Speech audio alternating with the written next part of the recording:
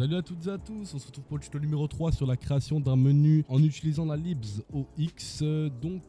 Alors, avant que le tuto commence, je vous invite à rejoindre le Discord dans la description. Sur le Discord, je pourrais vous apporter mon aide. Si vous avez des questions, vous pouvez me les poser, je vous répondrai sans souci. Le staff du serveur est là aussi pour vous aider, pour répondre à vos questions. Il y a aussi quelques créations payantes. Vous aurez aussi les sorties des prochaines vidéos, etc. s'il y en a. En fait, vous aurez un peu tout. Donc, rejoignez le Discord dans la description. Il sera aussi dans les commentaires de la vidéo. Et voilà.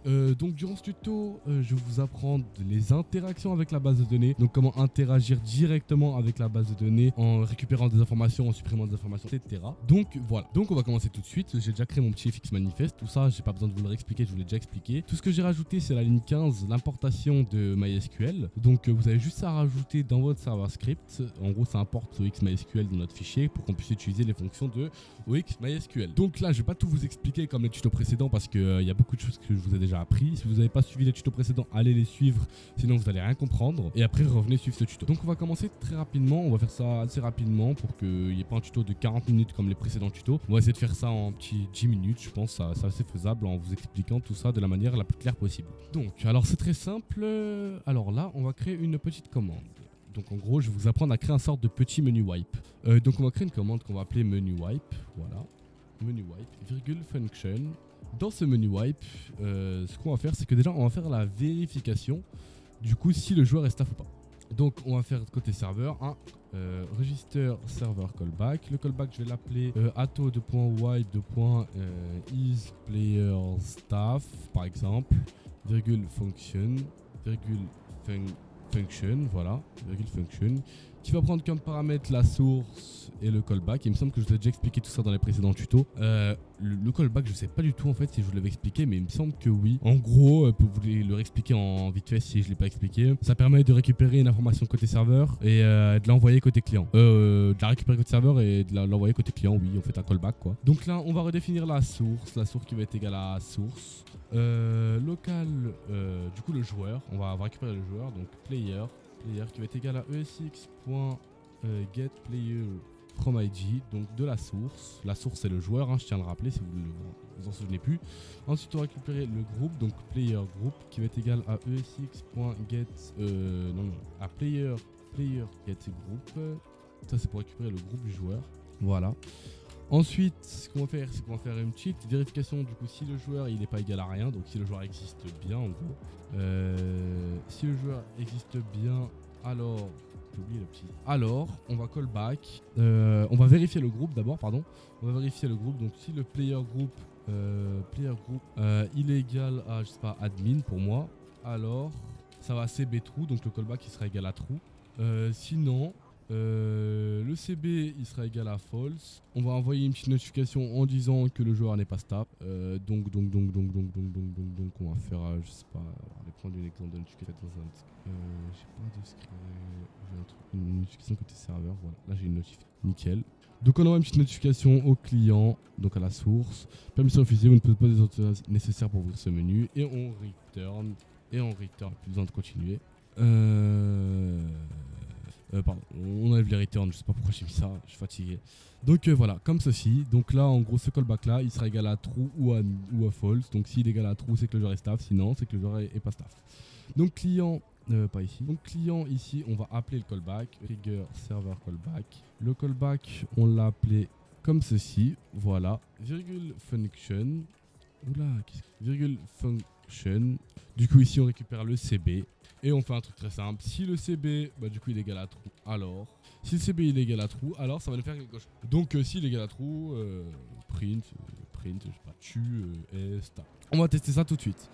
Restart auto wipe, t/slash menu wipe, F8, tu es staff, voilà parce que je suis staff.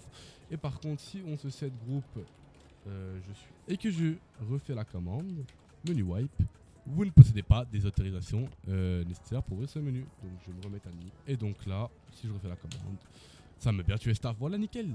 Donc notre petit système de vérification de rang, par exemple pour un menu admin, on peut faire ça aussi. Ça fonctionne à peu près de la même manière. Fonctionne très très bien.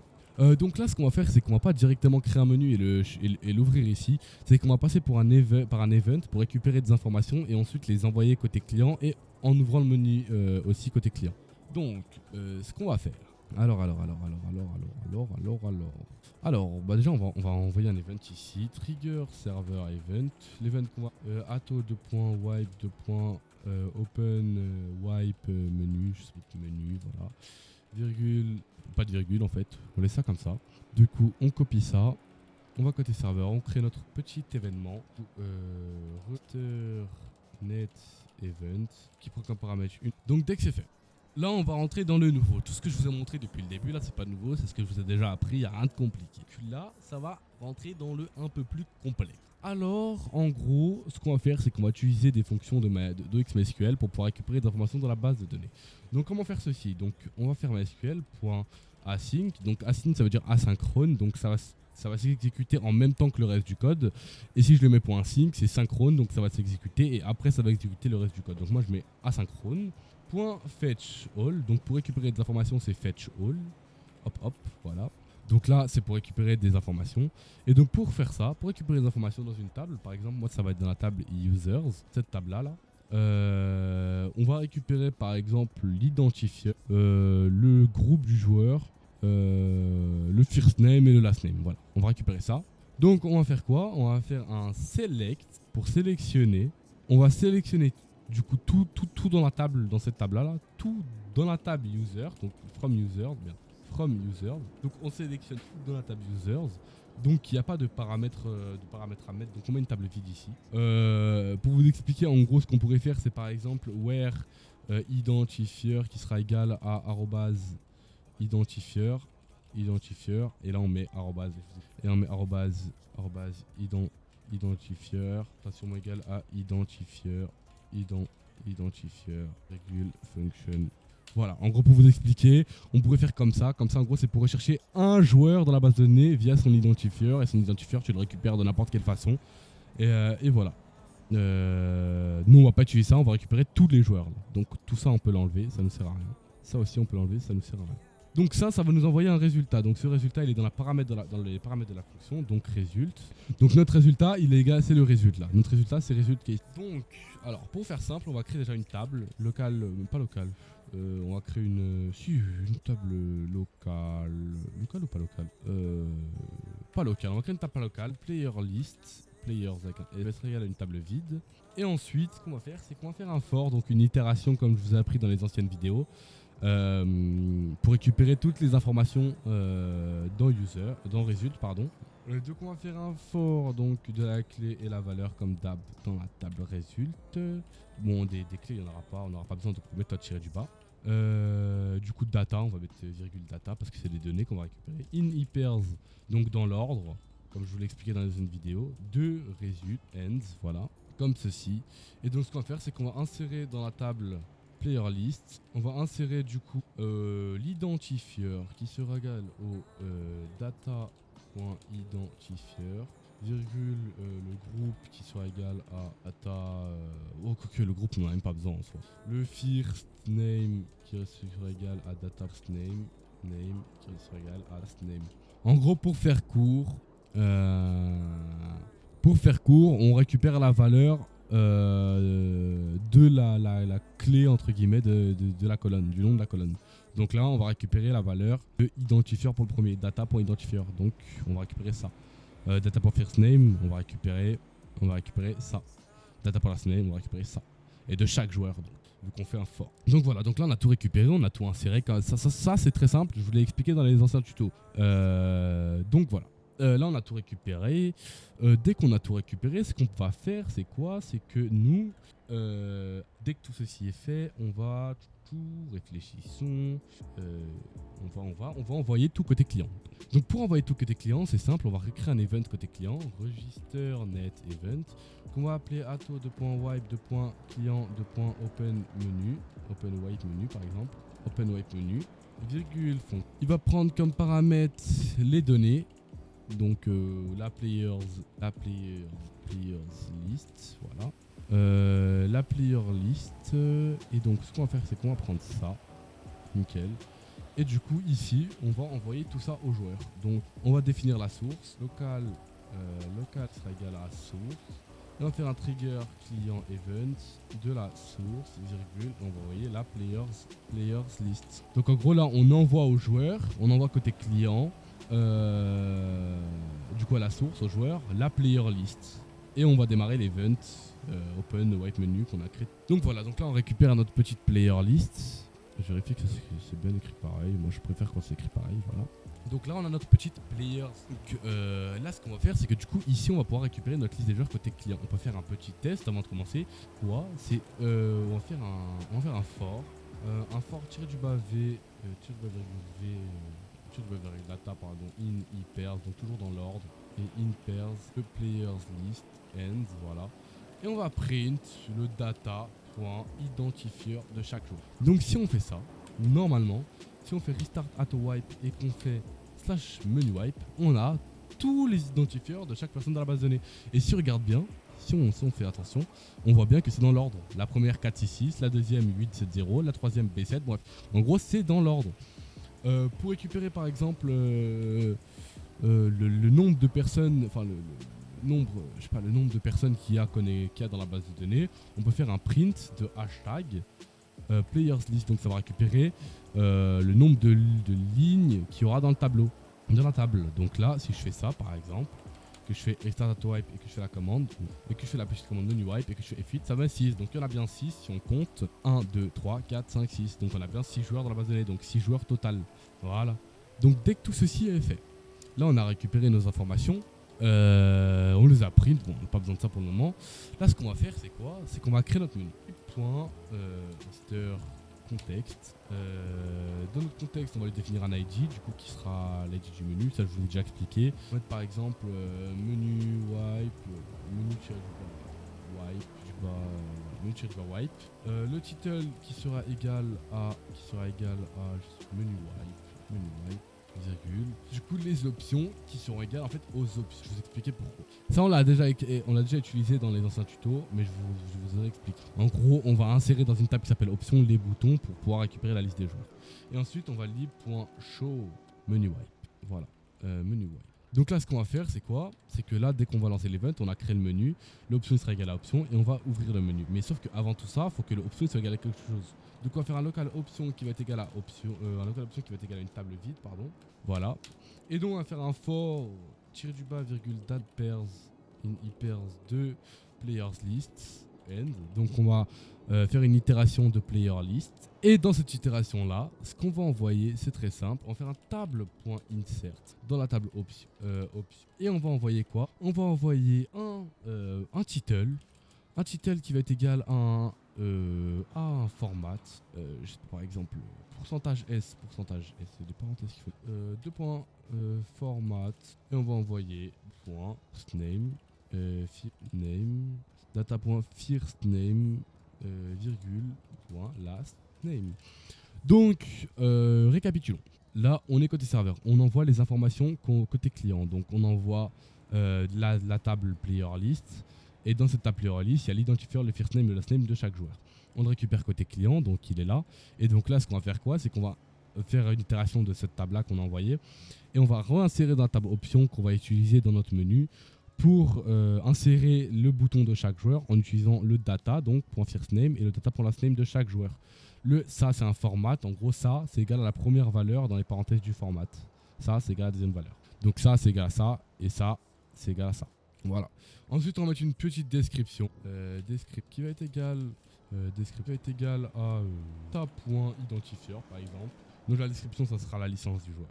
Et on va faire quoi? On va faire un petit onSelect qui va être égal à une fonction là, va print le data.firstName et le data.lastName. Voilà, très simple, très simple.